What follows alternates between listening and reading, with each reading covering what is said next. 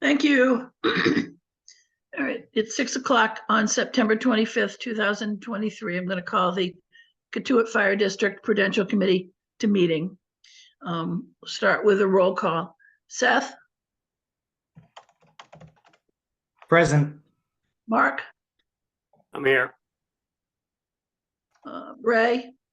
Here. Fran Parks, I'm present, and I don't see Charlie. Can we stand for the Pledge of Allegiance, please?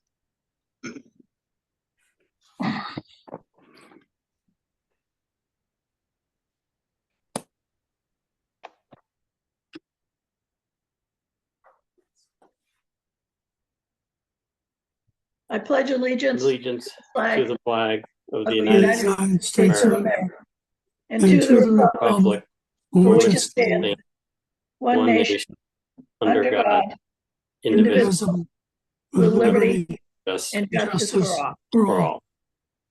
Thank you.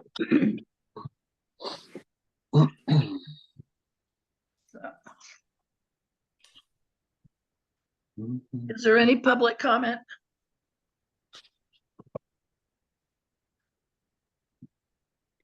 I don't see any, and I don't see any hands raised.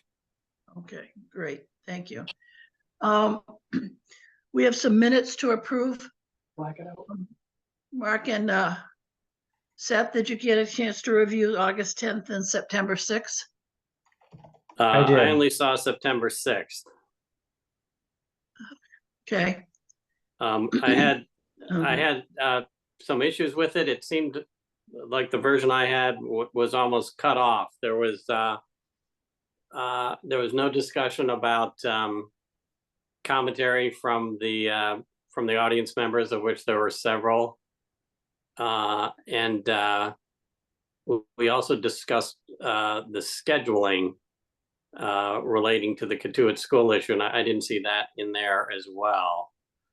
So I was hoping we could revisit those issues. Okay, because I know there was a problem with the recording of the meeting, so Charlie may not have heard all of that. So I'll get back to him, pardon me, and see if he can ferret out any more for that meeting. All right.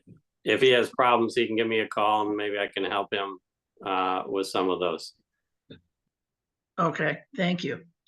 And there's no treasurer's report. Is there anything you wish to comment on, Ray? No, not at this time. At this time, okay. The only thing I want to add is for quite a while, after our meeting with the USA inspector who came down to make sure that we were complying with the all the rules, they noted that our correspondence doesn't contain a TTY link, and it needs to go on all our correspondence from the fire, water, Prudential, and actually, you no longer need a TTY hookup. Now you can just put the number for a TTY operator, which is 771. So I think that needs to be noted and needs to be included on all of our communication with the public. I don't think that would include, yeah, it does actually include emails, because they can go through the TTY operator to with emails also. So Fran, I can add that to the stationery and to the footers, but that TTY link is just a 3-digit It is now. number? Yep, just a 3-digit number. Okay, thank you. I'll send you the information on it. Okay, thanks. And Fran, the TTY number is that's a disability assist. Is that right? Yeah, TTY was originally developed for the hard of hearing for the deaf. So you would actually call a live operator, and they could communicate by a TTY device at the person's home, a conversation. Like when they used to call my medical office and they had a question about their child or something, we went through the TTY operator. But that was the old system. And now it's been greatly refined so that going through the TTY, you can do it on the internet. You can do it on the phone. You can do it just about any way there is to communicate with someone. Great. So it needs to be on our stationery. Good. Just wanted to make sure that we were all talking about the same thing. Good. Thank you. The next item I have is the water commissioners discussed at their last meeting about they don't have at Katuitt Fire email. And they wanted us to talk about it. So, you know, I think just for uniformity's sake, it would be useful for all of them to just use, you know, at Katuitt Fire. So if somebody needs to contact them, they'll know, and they know their name, they'll be able to get through. So is any, you know, I guess that would be a recommendation from us that we all use the at katuittfire.org. Excuse me, Fran, the Prudential Committee and the Treasurer's Office uses at katuittfiredistrict.org. The fire department uses at katuittfire.org. The water department also has its own system at katuittwater.org. And those email addresses could be, for the water commissioners, could be added to the at katuittwater.org system. Well, they had a discussion as to whether, you know, which system they wanted to use, either the Katuitt Water or at katuittfiredistrict.org or Katuitt Fire.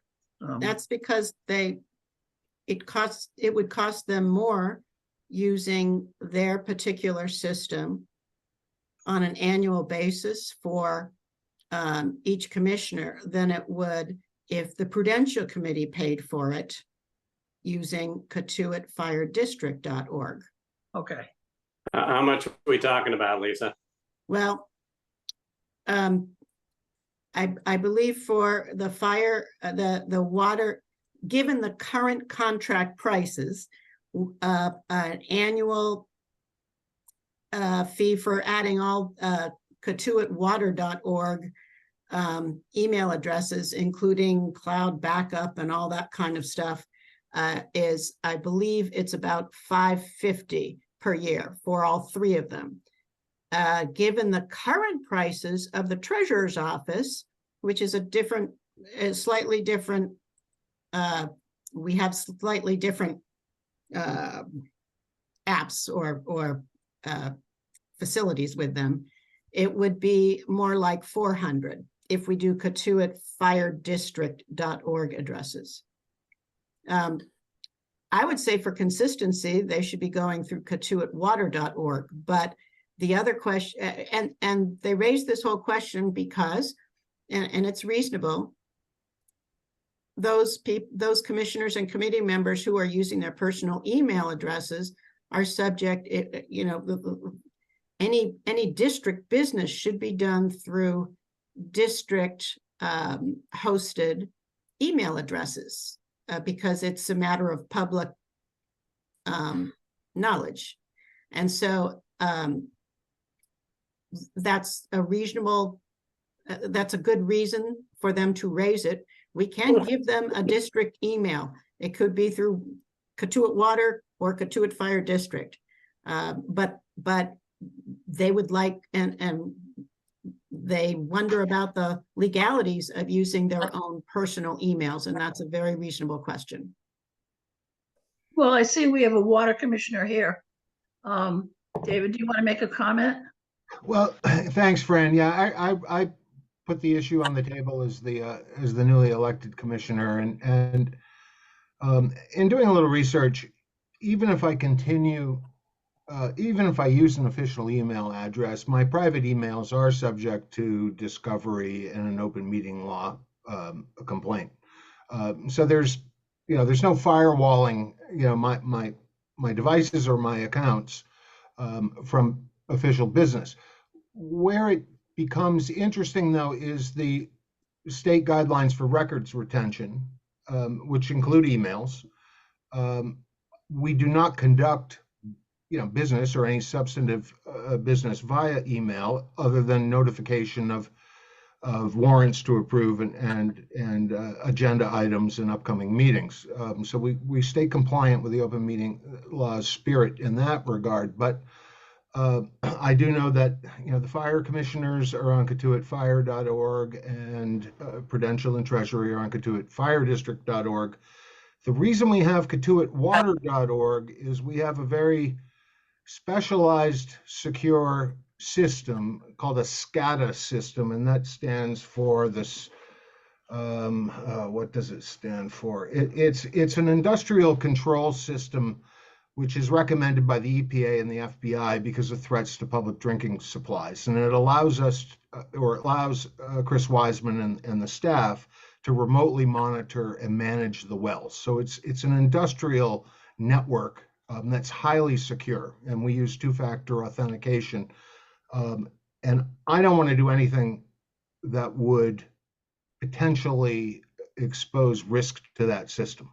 And if we can stay secure by using catuitwater.org addresses, if that's what's recommended by the cyber guidelines, then I'd go there. But for consistency's sake and just general fire district records retention compliance, I'm happy to go to catuitfiredistrict.org or whatever the Prudential Committee thinks is best for the district at large. Okay. Well, I'm certainly all in favor. If the water department would prefer that we go to firedistrict.org email addresses, I'm perfectly happy with that proposal, as long as you guys, if that's what you want, I would be in favor of it. Thank you. One thing I think that we do need to dig into is from our provider, the Secure Networks over in Hyannis. I do want to know if we stand a risk of any diminished security by not coming in off of the catuitwater.org system. But other than that, I think that Chris Wiseman and Jen Nash prefer to be on the addresses they're on now, and I think that's fine. But I'm open to doing whatever the Prudential Committee and my fellow commissioners are inclined to do. So, David, the email address, the adding the emails includes that expense because each email address is linked to an Office 365 account that is also backed up for malicious-ware, or it has a cloud backup and malware of some sort. Right. Each of us have a kind of a different pricing thing, but I'm happy to work with Secure Networks to set up email addresses for each of the water commissioners that they would have to work with you to make sure you're getting that email as a separate inbox. Yes. From your personal email, and that can all come in through Outlook or whatever you use, but you just set it up so that you have two different inboxes, your personal email and the Catuit Fire District inbox. It's all in the same presentation. You just have to select which inbox you're in. Okay. So, David, you don't have access to any of the security for the water system, correct? Well, I do, in that I have to log into what is known as our DATO system, DATTO, and it is a secure workspace that Jen uses to share invoices that we have to sign off on, and more financial sign-off stuff. That's two-factor authentication. I need to use a separate app to get the code and the rest, and it seems very secure. But again, we're in a slightly different circumstances because we're under different regulations on protecting the public water supply and the network. Well, we're just talking about how the public can contact you. Yeah. And one alternative too is just to continue to let the commissioners use their personal email addresses and forward catuitfiredistrict.org addresses to those. That's one alternative. Again, there's no way to to separate one inbox from another in an open meeting law complaint. Everything's fair game as far as I understand it legally. Well, if you want to take our discussion back to the water commissioners and, if you decide to stay where you are, fine. If you want to change, you just need to let Lisa know. Great. Yeah. Thank you very much. And thank you, Yeah. Lisa. Changing makes a lot of sense to me, but yep, we will follow your lead. Okay. Thank you.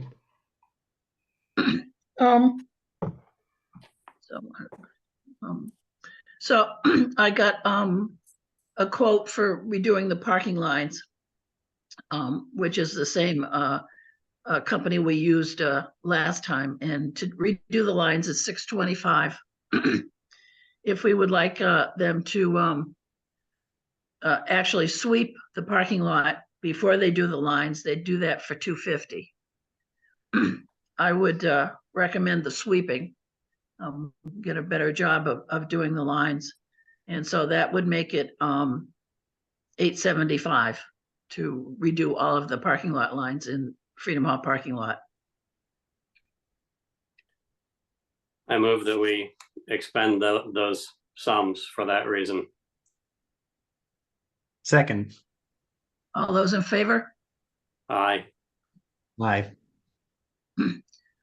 So one other thing about the parking lot, when Tom Hadley's coalition was there after his service at the Mosswood, I had to go into the parking lot and ask people who were at one of the homes behind the hall, behind the parking lot, to move cars so that the people coming to meet with Tom's family could have as many parking spaces available as we could give them.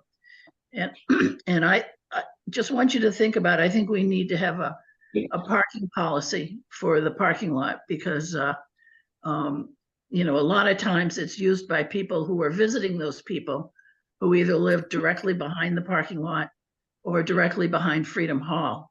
And that we have limited space as it is. And contrary to public opinion, the house that was directly, the old house directly behind the parking lot, they did not have a legal way over the parking lot. They have a driveway.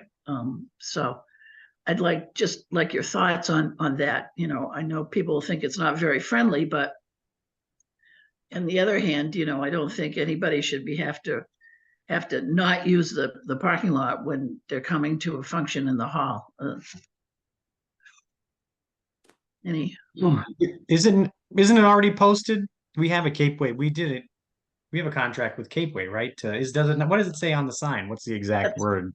No wording of the sign? overnight parking, Right. which appears to have had an effect, because I haven't seen any overnight parking. But I don't check it every day. Who would enforce the policy of the, you know what I mean? On those events where there would be overflow or people park there and we have no place for people to park, how would we handle that aspect of it? Well, Do we have policy say, well, if you can't park here, and you know what I mean? How would you make people aware that there is something going on there to the point where they would know that they were going to get towed if they were, you know what I mean?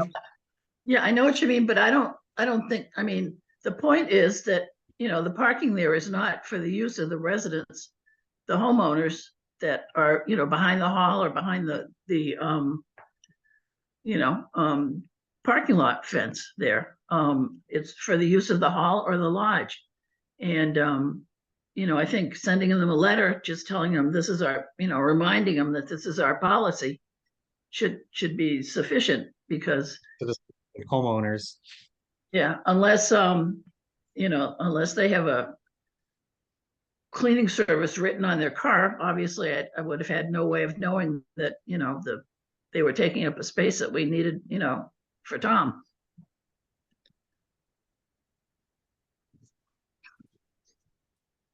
Mark? What do you have think, any- Mark? Yeah, they shouldn't be parking there. perhaps the easiest thing to do is just to send them a short letter reminding them of that, and assuming that we will get a good response.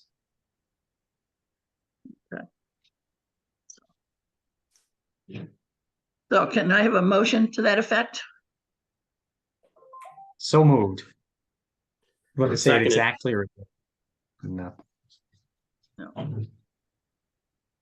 So the motion is to, craft a letter to remind the people who abut Freedom Hall parking lot about the use of the parking lot. Good. So moved. Mark seconds. Second. All in favor? Aye. Aye. So, Mark, do you have any update for us on the school situation, the deed? Just a couple of things. One, I see that Lisa has posted the formal report for the oil tank removal. Thank you, Lisa, which I reviewed, and to my eye seems to give us a clean bill of health. Lisa, could you do me a favor and forward that to Mark Boudreau, and we'll make sure that he agrees?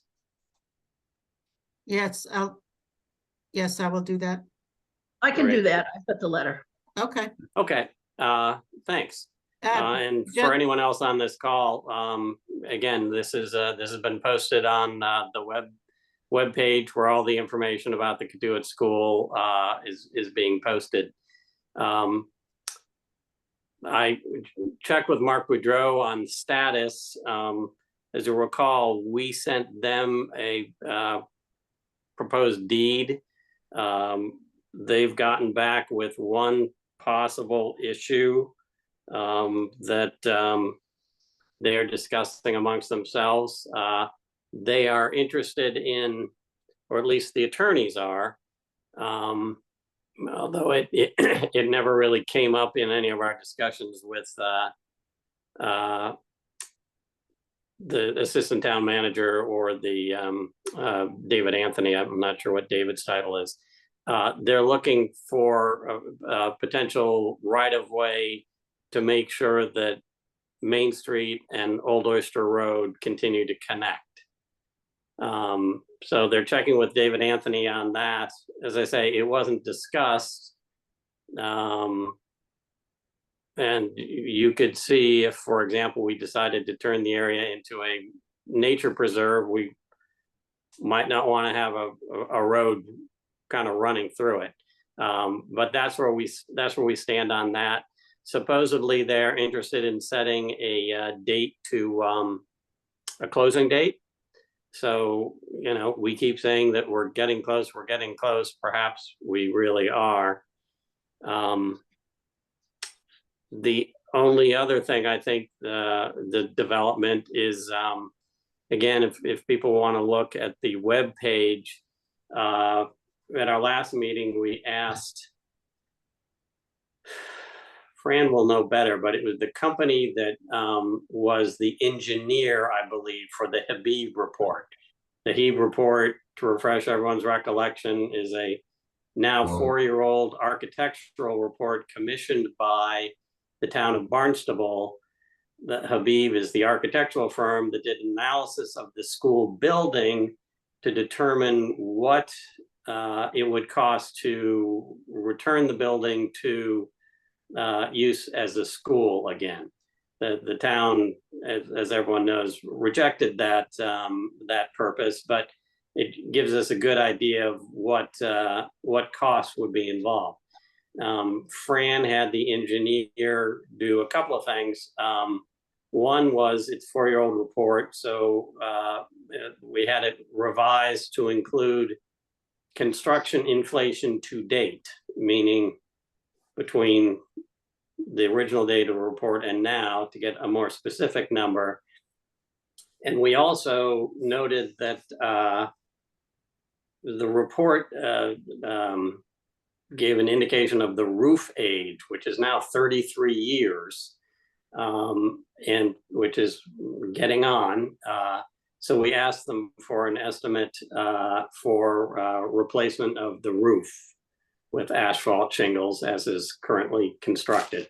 And Fran, I don't know if you have any other information you'd like to add to that. We use the same cost estimator, Peter Benchley, who did the original cost estimates, and his estimate for replacing the roof alone is $707,000 to replace the roof. So it's probably more than that, by the time anybody would get around to it. But And I think I'm correct in saying that the numbers now come to somewhere between $3.5 to $5 million to fully refurbish the school back to the state where it could be used as a school again. We always add that caveat because it is possible that it would be less than that, given the high standards that are required for schools. But that's the number that the best number that we have to work with. so I'd just like to make one comment about the school standard. I actually have a friend who's had done commercial construction, and we've discussed it, and I don't know what the difference between constructing a commercial building that the public is going to be using, how that would be any different than a school. Any asbestos problems has to be taken care of. There have to be handicap bathrooms. I just think that I think it would have to be, if it's, anybody's interested in having the public there on a daily basis to do anything, it's going to have to be to, the same standards as if you're going to have children in there doing something, it's going to have to be the same standards as you would have as a school. Yeah, there are some things that are a little different. For example, this includes putting in a commercial kitchen. If someone wanted to use the school without a commercial kitchen, that could be deducted. There's, a line item in there for a PA system, which may or may not be required. But generally speaking, I take your point, Fran, that, you're going to have to comply with the ADA and with all safety regulations, et cetera, et cetera. It's not, I don't know that we're talking about a huge delta. Yeah. But there are a handful of things. Okay. So, Seth, any comment? Not particularly. Just it's sort of an odd thing to throw in the way all of a sudden, the connecting of the roads for the quitclaim deed. And is that going to be a hurdle, or is that just why mention it if it wasn't going to be a, you know what I mean? I thought we'd already agreed to, that the road would stay. So I don't want the potholes filled. We didn't, we're filling the potholes if the potholes are to be filled, Fran, I'm afraid. It actually didn't really come up. They agreed to keep the driveway, as it's called, between Main and the at least of the tennis courts, presumably to the end of their property, but it was never discussed what would happen after that. So this is someone in the legal department noticing this, and I suppose to their credit, checking with their client to make sure they're okay with that. And let's see what they come back with. Maybe it won't be an issue at all. If they do request that, we'll have to, I presume, go into executive session and figure out if we're okay with that. Okay. All right. Right. Yes. Oh. Yeah, I just said right. I have nothing further. Thanks, Seth. So I'm going to open public comment. Is there any public comment? I don't see any, and I don't see any in the chat room either. In the text chat. It's Carol Zace. I have one question. I know Yes. I know Charlie Eager's been injured, but I was just wondering how much longer it will be till he can go down into his basement to get a request that I've asked for numbers of people that have attended the annual district meeting. He tells me that all our records are kept, all the Catuit Fire District records are kept in his basement. So just wondering when he might be able to go down there, if you guys know, or if there's another way to get that information for the last 5 years. Isn't it in the annual report? No. No. I thought they were well, maybe they're in his basement. I can ask him. He's here in the I'm meeting here. right now. There he is. I'm here. Oh, hi, Charlie. Hi. I do start physical therapy this week. And hopefully I'll get permission to go down the stairs. They're a little wiggly, to say the least. And if I do, I'll look and see how many of the voter lists we still have.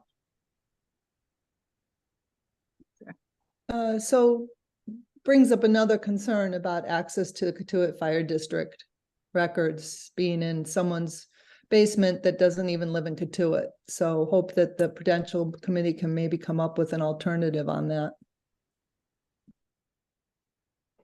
Well, Weren't they in the fire station until recently? they're still in the fire station. There's still boxes down there with records that are probably moldy by this point.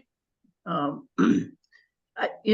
think, it depends upon, what people decide they want to do with the school. And if we get a new fire station, we can, have the proper storage of our records, which are supposed to be, if they're in Charlie's house, they're supposed to be in a safe.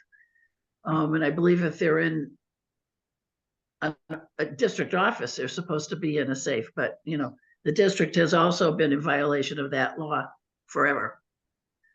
That's one of the reasons that, it's so difficult to get any historical information, is because we don't have any, any of the minutes of commissioners' meetings, with the exception of the water department, has done fairly well on that. I don't know how far back theirs go, but the Prudential Committee and the fire district, I don't know how far the fire commissioners go back, but the individual papers of the fire commissioners just went when they went. So What's the volume of materials we're talking about here? Like 3 bankers boxes, 300 bankers boxes, 30? I think there've got to be at least, 40 bankers boxes down there? Lisa, do you think?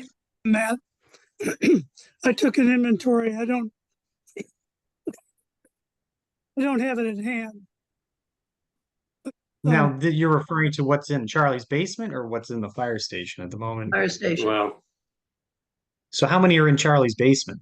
That's what I'm curious about. I don't know. Yeah. What is the nature of those records? Just clerk stuff? They're As the opposed to- voting records of our annual district meeting. Along with others, or just that? Well, there's other records in there too. There's open meeting law violations, things like that. and again, Charlie, we're talking about 3 bankers boxes, 30 banker boxes. We're talking, probably 3 or 4 3 or 4. Okay. in my basement.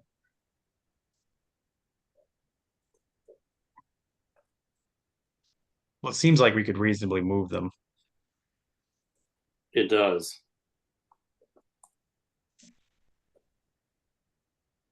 But, Charlie needs to have access to them, and I really don't think that moving them to the fire station storage is a good solution, considering the conditions down there in that room. But Lisa? they're also not accessible.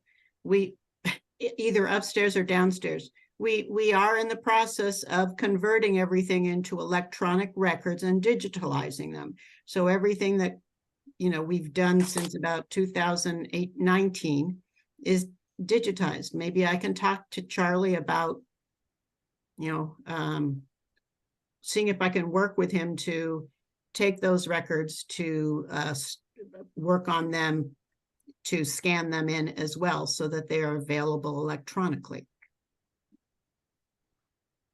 Lisa, that sounds like a great idea. Can you just repeat how far back we have them digitized currently?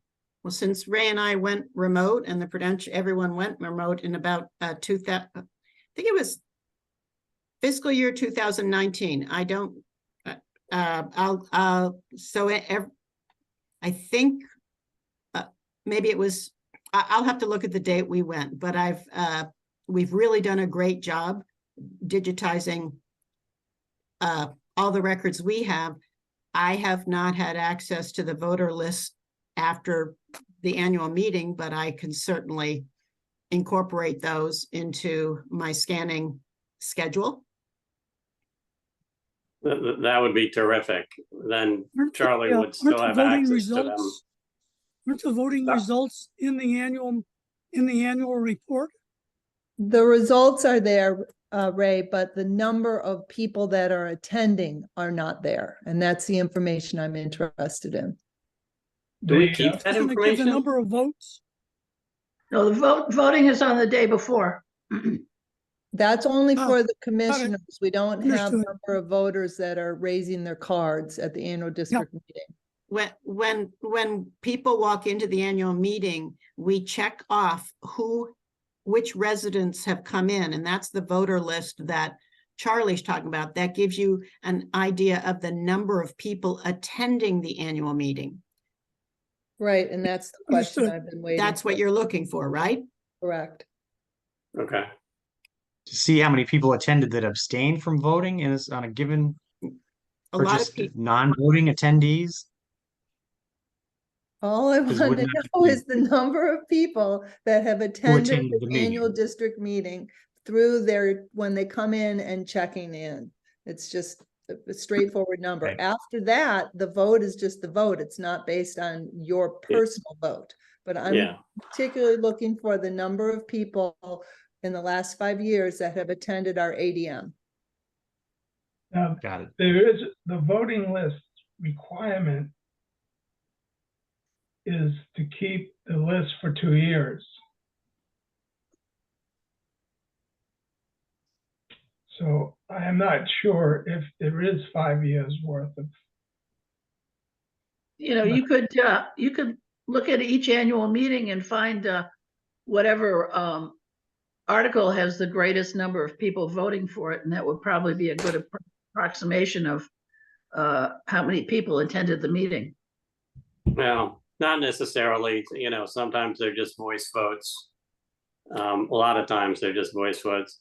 And also, I mean, I'm sure Carol understands this, but we have citizens with red cards who can vote, and that's the number you're going to get. That won't tell you the total attendance, which is sometimes a fairly significant number of non-voters. But I mean, this kind of all goes to the larger issue of, how we can retain our records so that we can get back at them within a reasonable amount of time. So Lisa, if you can pursue the digitization there of the 3 to 4 bankers boxes that Charlie's got, that seems like a great alternative. I will reach out to Charlie and figure out what he and I can arrange to access those. It might not be possible, but I will work with Charlie to see what I can do. Thank you. So there's one question. We've had a question in the chat You from see it? Elisa Daigle. Yeah, I see it. Okay. She's wondering if there's a way to get someone to look at the school to get an estimate on what needs to be done to maintain the integrity of the building until a decision is reached about what to do with it, i.e. fix the leak.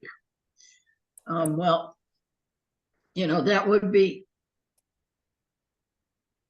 I don't think that would be a patch job, and it's leaking in multiple places, and we'd have to do a request for proposals to somebody to look at the roof to fix it.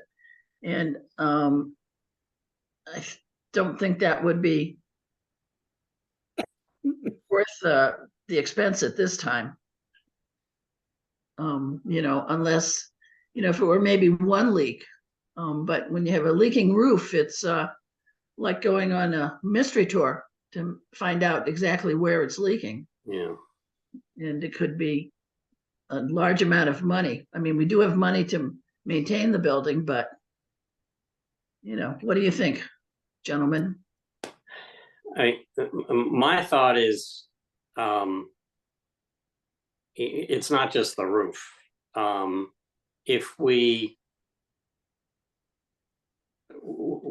I'm hoping that we can come to, as a village, can come to some recommendations as to how we want to proceed sooner rather than later. In other words, as soon as this deal closes, we're going to start paying insurance,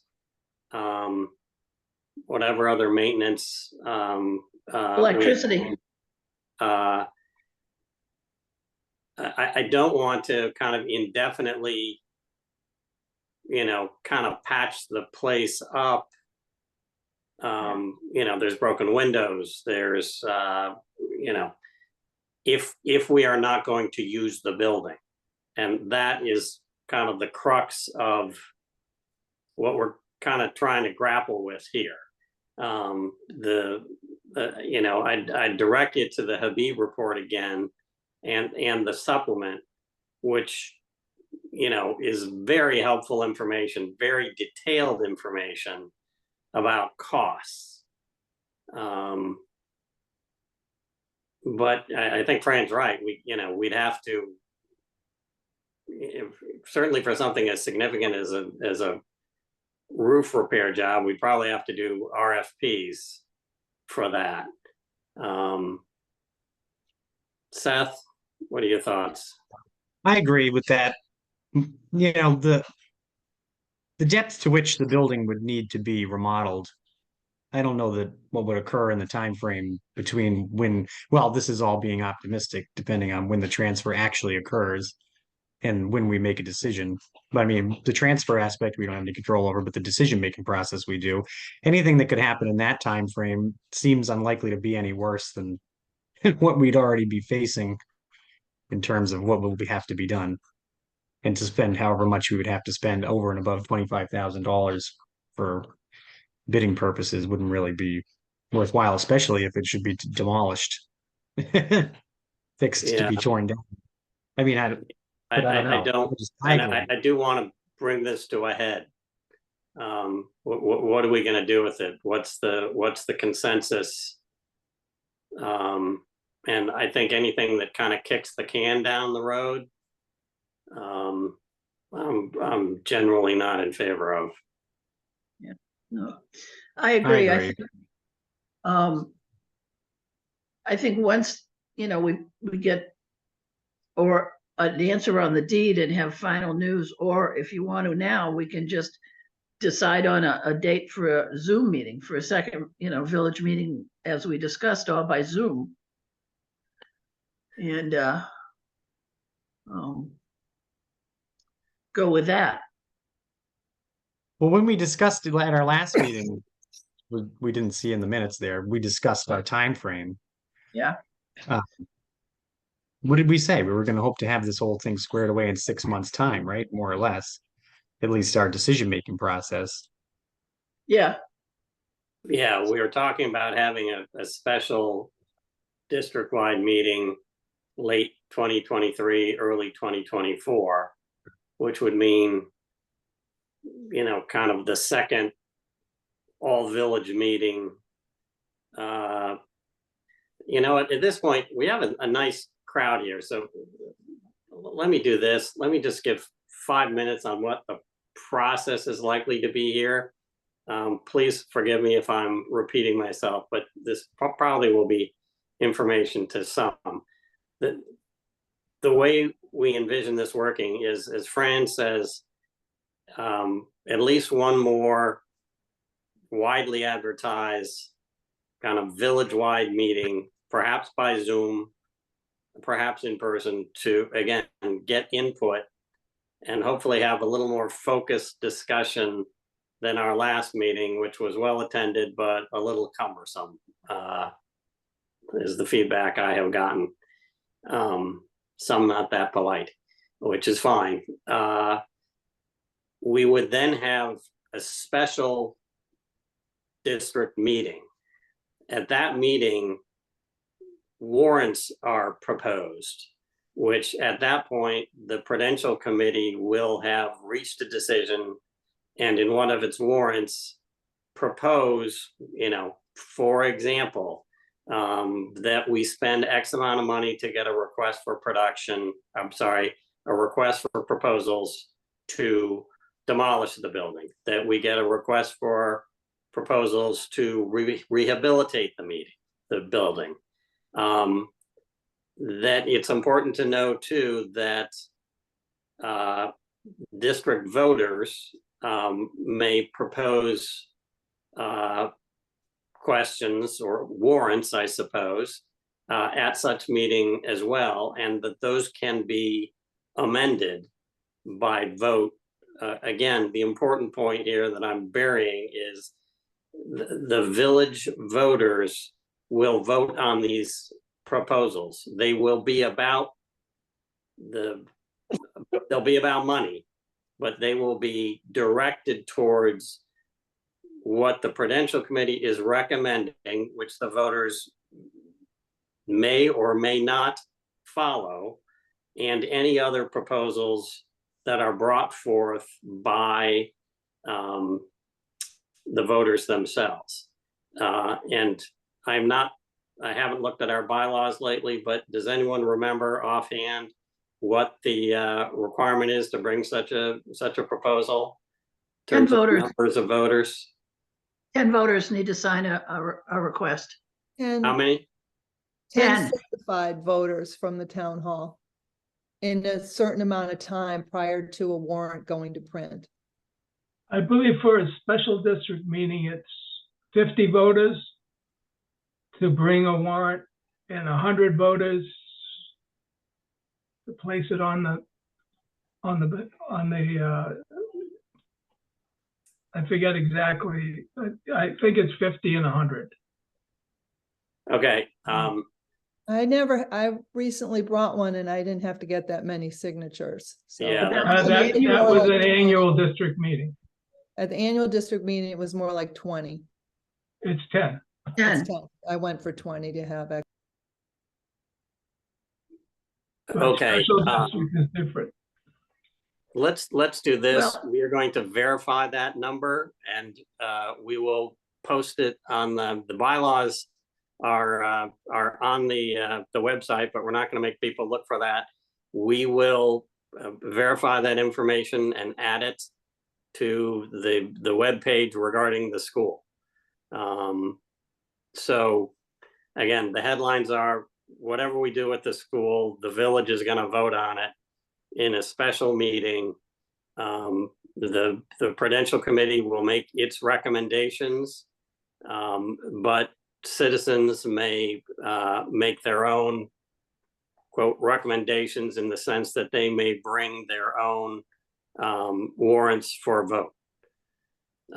And we are again contemplating having that meeting end of 2023, early 2024. Hopefully that was clear. I see Carol has her hand up.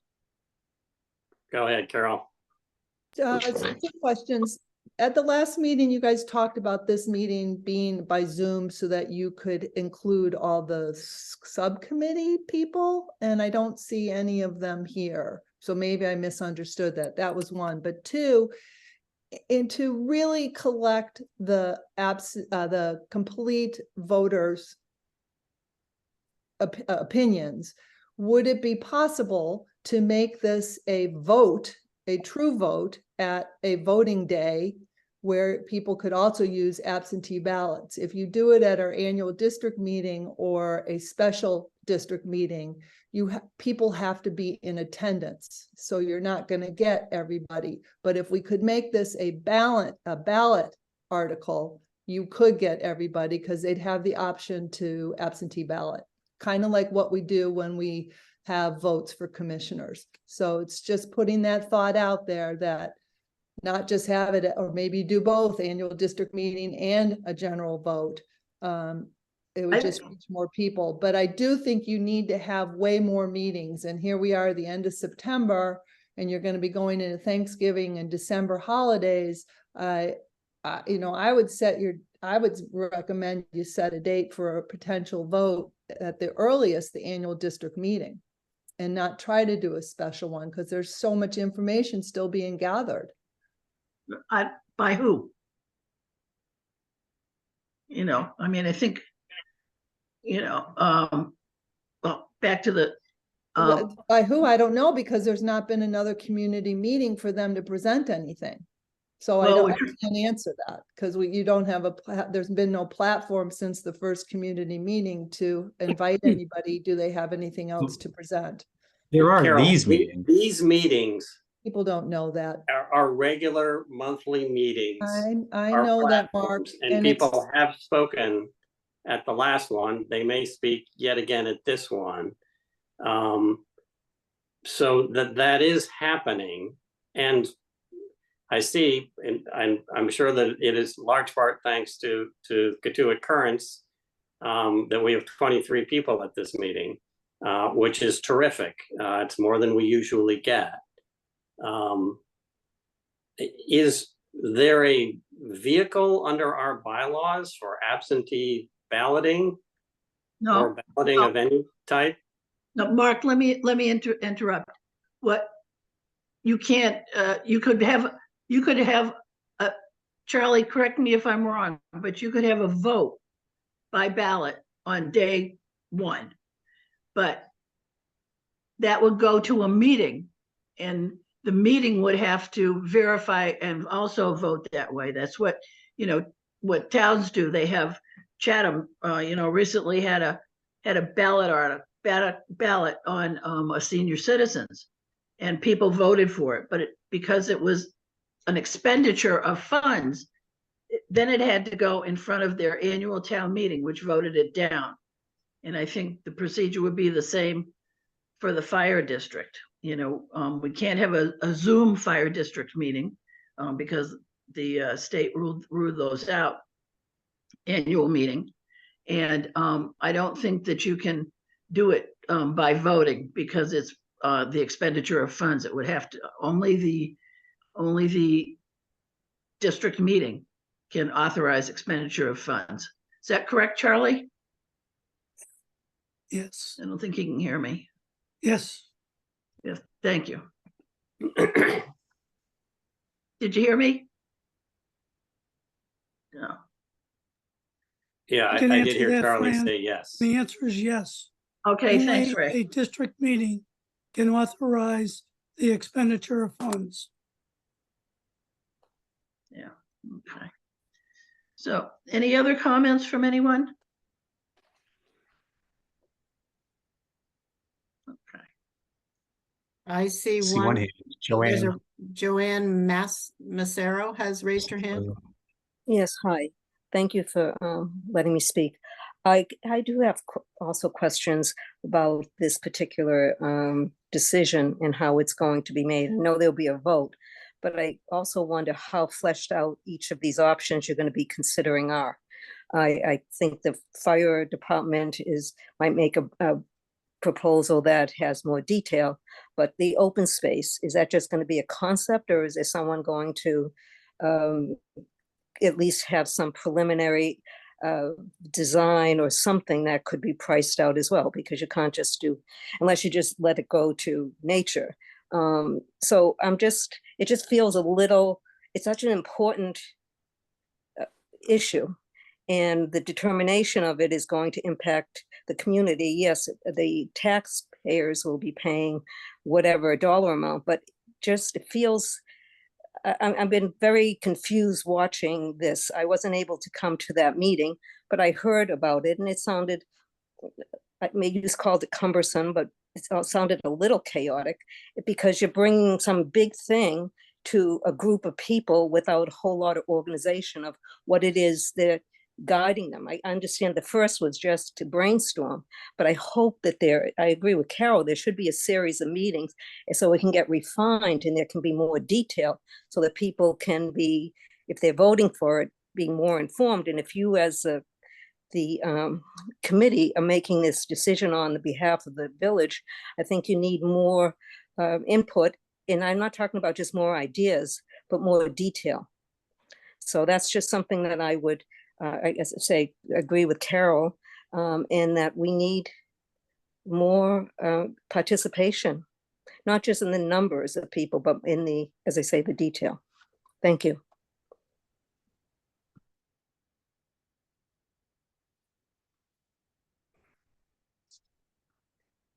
Anybody? So I'll respond to that. Does anybody, can you guys hear me?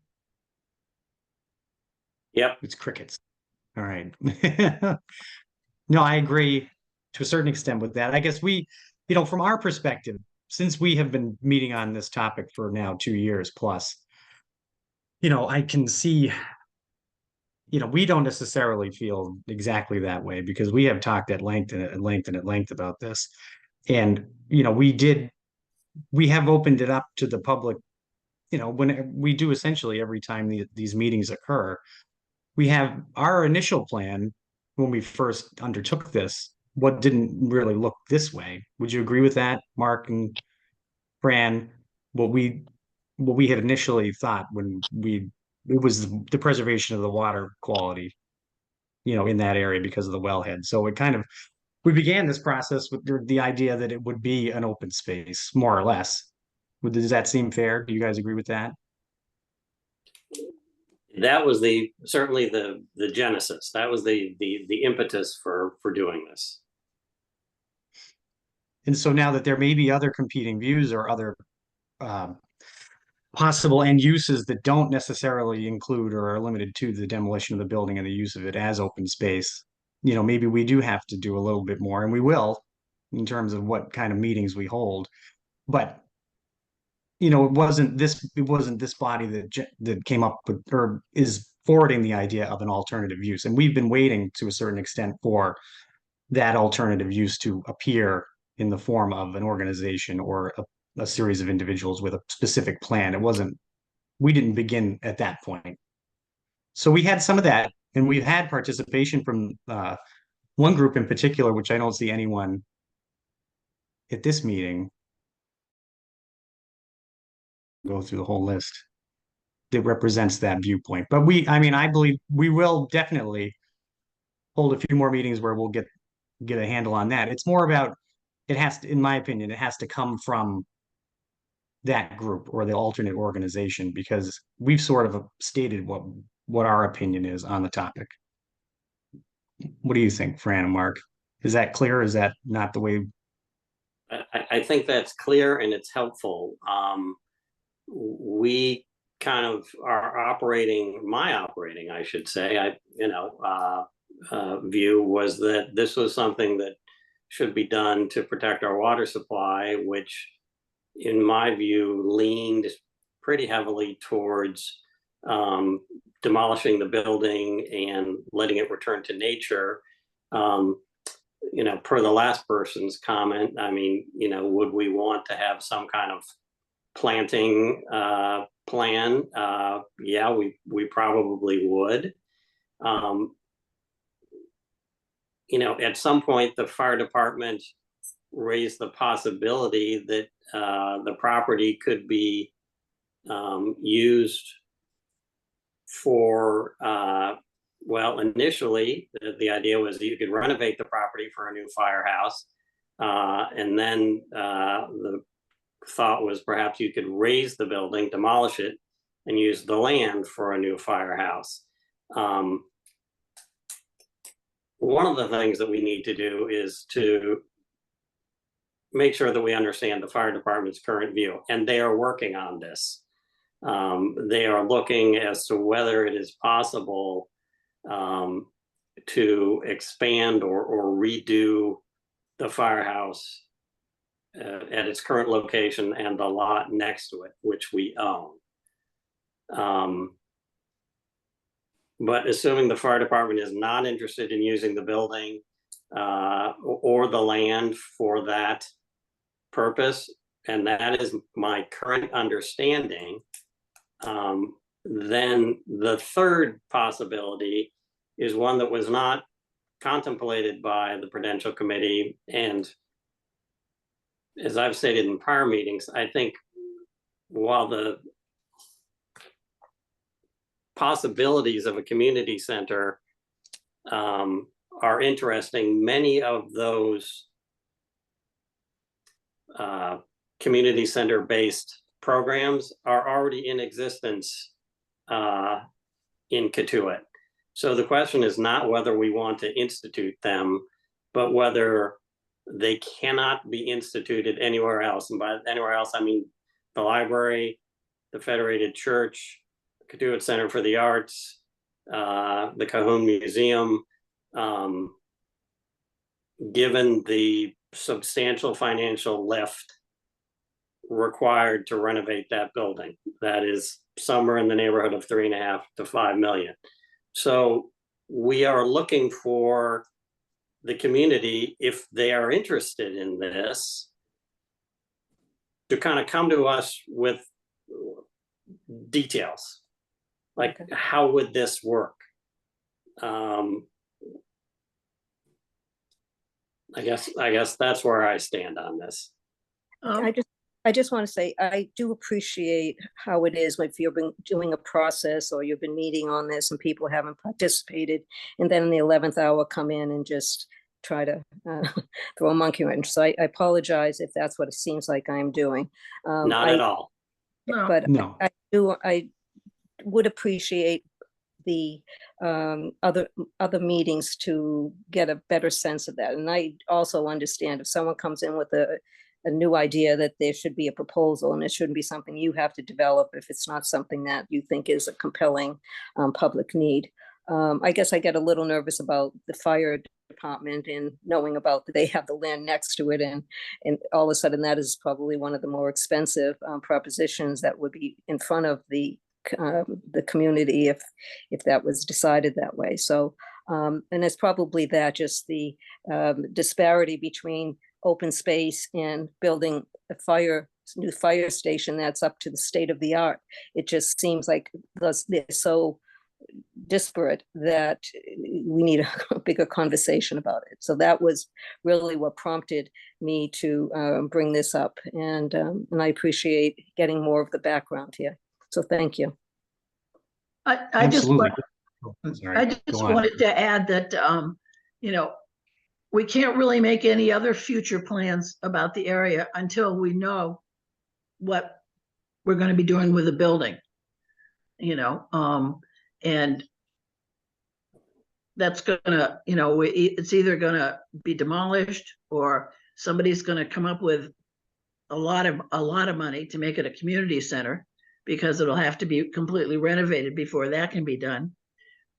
Or somebody, there have been people who want to use it as a, have put small businesses in there and have people run small businesses out of it, have people, use it like a storage facility.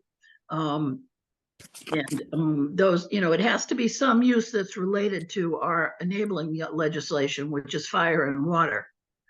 But, we really can't, I don't think, come up with any other plans about it until we decide what we're going to do with the building. I think that's the primary decision that we need to make.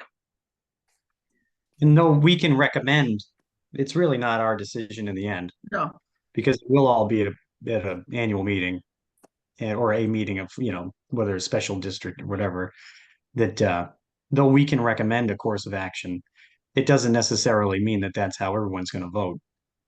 And it will ultimately be up to everybody who attends that meeting. And it's good that more people are attending our meetings, for instance, tonight, and talking about it. And we have, we still have a ways to go, obviously, when it comes to this particular topic. But ultimately, it will be up to directly, in the most direct form of democracy, everybody who is at that meeting. Because, I was looking at the bylaws as you guys were talking about it before, and the warrant, once the warrant is closed, it's 50 votes. Section 2, it says, no, now I lost it. It's 10 votes to amend any warrant prior to its closing. it's 50 votes or 50 signatures or whatever it would be to introduce a warrant into the unclosed or an article into the unclosed warrant. And so you can have, I mean, there's all sorts of different things that could go on when it comes to the warrants and how people modify them or what makes it into a district meeting. As long as people have the time and the signatures, there can be any number of variations, amendments, and so on. And then they can be amended On the on floor. the night.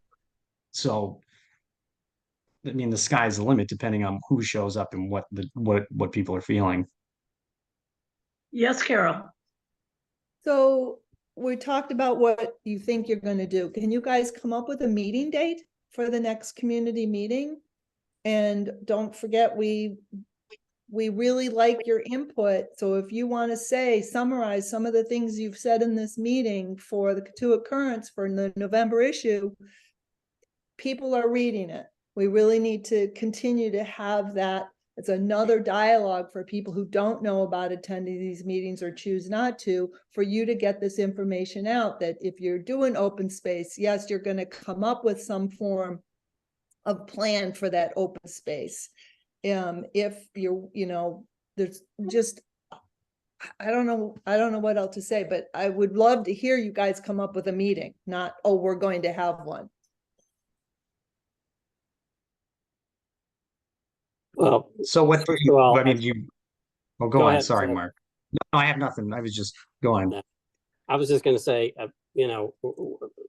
I'm sure Seth and Fran are too, but we're thrilled that we have 25 people at this Prudential Committee meeting. And we're thrilled to get any of the input that you folks have, because I view this at least as a really important part of this process.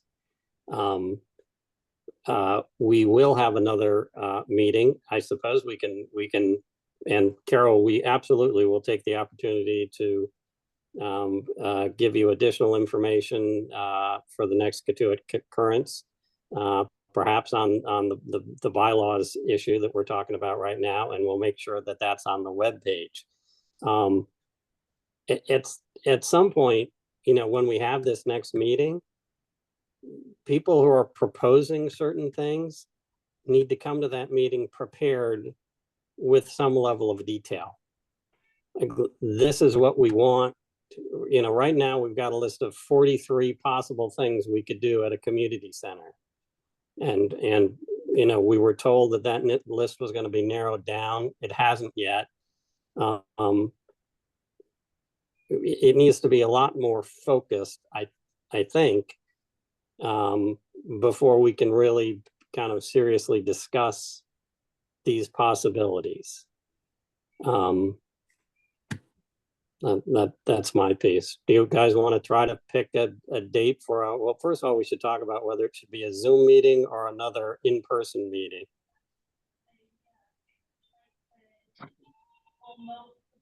Well, I mean, for me, I don't know. Well, I can pick a date. I mean, I'm perfectly comfortable picking a date. We can just find whatever is appropriate in the next month, in the next 2 Federated weeks. Church can house 200 people at a non-kitchen use meeting on Tuesdays or Thursdays. They can, after 6 o'clock. And after 6 o'clock, the parking lot at the post office is available as well. So if you, after 6 o'clock, they have it available with the post office, is what I was told. So I think your in-person meeting would be well Excuse- the parking lot is not available. The space has to be left at the parking lot for people to access the post office boxes. So it can't be all filled up, and it's with people at meetings at the church. The problem with the meeting at the church is that School Street is all completely filled up with people at the Kettle Ho. Only half the parking lot at the post office can be used, and the rest of the people would have to park on, 140 people would have to, 150 people. Yes, we need a probably community. would have to park on High Street. I feel like if we want to have an in-person meeting, we can figure out a place for it. We'll, you know, I don't know where it is. Maybe it's the Katuitt Center for the Arts. Maybe it's someplace else. To me, these Zoom meetings seem to work reasonably well in terms of getting people's input. And of course, you can have kind of unlimited people, and the weather doesn't matter, and the parking doesn't matter. Yeah. Seth, your thoughts on that? I'm fine with either method. I mean, a Zoom meeting would be, I suppose, less logistically challenging than, I see a hand raised. Can I interrupt Uh, here? There have been other comments, public comments. I don't know if you can see all of them. Jessica Rapp-Grassetti has said, after the transfer of the deed, the Prudential Committee needs to put out an RFP for demolition. Okay. I'd also just like to comment that the Zoom only meetings provide a recording where everyone can hear everything, rather than trying to meet physically, no matter where it is, plus record it to the Zoom so people who have accessibility issues can join. So that's something to think about. Absolutely. And I've been contacted by people asking if we're going to have Zoom meetings, pardon me, because they can't get childcare, or, you know, they're working, but they could take a few minutes out from their work to you know, give their opinion. And there, you know, some people don't like to drive at night, and some people are disabled. So I think those are, you know, good reasons to have an all Zoom meeting. And you know, I I don't think we need to carry this process out forever. And, you know, just that's just my opinion. Lisa, are there any other comments that you have there? That I haven't seen any of the comments yet. I didn't see Jessica. And I saw a hand raised, Penny Levert. Penny. Hand raised. Is she still here? Oh, she's unraised her hand. Oh. There is a comment from Scott Hill, VP of the Katuitt Kettleers. We have gone to a hybrid meeting at the church. Something's obscuring. Both in person and online, face-to-face works well. Sorry, I'll speak it, but yeah, CAA just went back to in person with a computer set up for anybody who wants to watch it on Zoom. It worked very well. We did it at the church.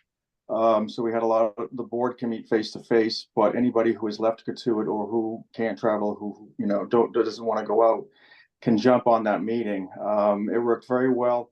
We're finding with the CAA that face to face, you know, looking across the room at somebody tends to bring results. So you can do a hybrid. You know, we're very technologically challenged, though, sadly, as a district at times. And I don't know, we haven't had a lot of luck with hybridizing things. We also need a recording for the public record that everyone can hear. Yeah. My understanding. That's been our problem. We haven't been able to get a system that reliably records the distant participants.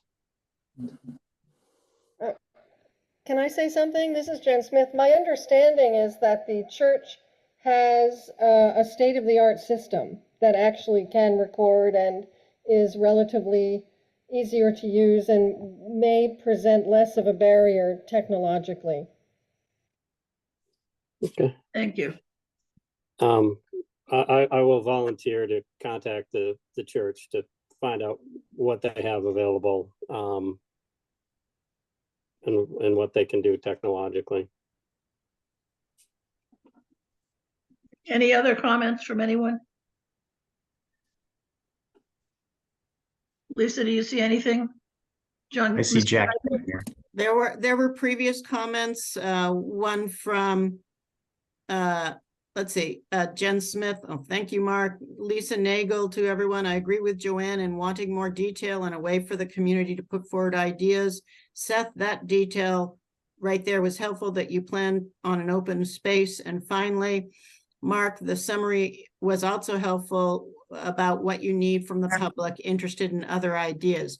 Can I just suggest that maybe on the Katuitt School update page that I've been updating, maybe I can put front and center on there, join the Prudential Committee monthly meetings for, you know, input and to listen to what's going on. I can put that message right there so that everyone knows they're invited every month.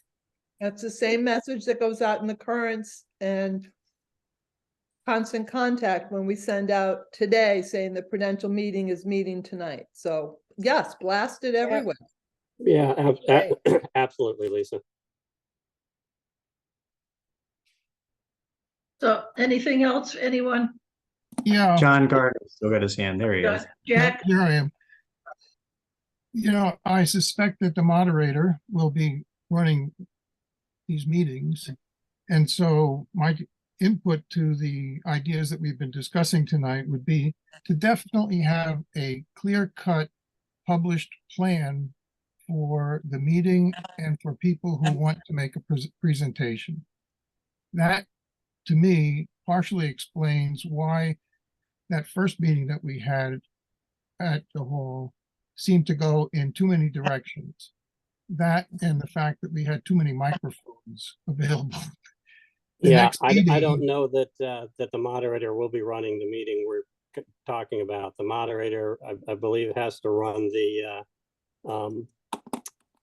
either a special meeting or the annual meeting, but this will be a Prudential Committee meeting. I think an agenda is a great idea. Okay. No, I'm just, if you need me, I'm here. That's my final comment about that. Okay. But also the fact that there needs to be a specific plan. And it'd be nice if one of the people, maybe one of the members of the Prudential Committee or someone, be the official recorder of these ideas. Now, I know that they're recording the voices and such, but what seemed to surface from that last meeting was that it wasn't quite clear what the ideas were that were being presented. And if we could have somebody that was keeping that, and I know that that sort of began to take place towards the end of the meeting, which was helpful. It kept some people more focused on what was supposed to have been said. And personally, I like those sandwich boards that are in the library and at the major intersections that announce big events. And this is going to be a big event, each one of these meetings. So whoever puts those out, if we could get in touch with them, in addition to all the other written communiques that go either by email or by snail mail or by websites, put those sandwich boards out at the intersections, I think would be a great help. Thank you. Thanks. There are two public comments. Penny Labert says, can a meeting be both in person and via Zoom? And then Lisa Nagel says, I agree on the sandwich boards. They are put out by the Civic Association and are always available. We're going to be using them at the Katuitt Oyster Fest this weekend. The Katuitt Oyster Fest people have asked if they could use them. So just have to contact Civic. And just in response to one comment, basically, so we're all kind of on the same page. The options are demolish the building and from there either demolish it and let it be a nature preserve, either by design or by letting nature take its course, or demolish and if the community decides that they want to have a new firehouse, have the firehouse in that location. Or three,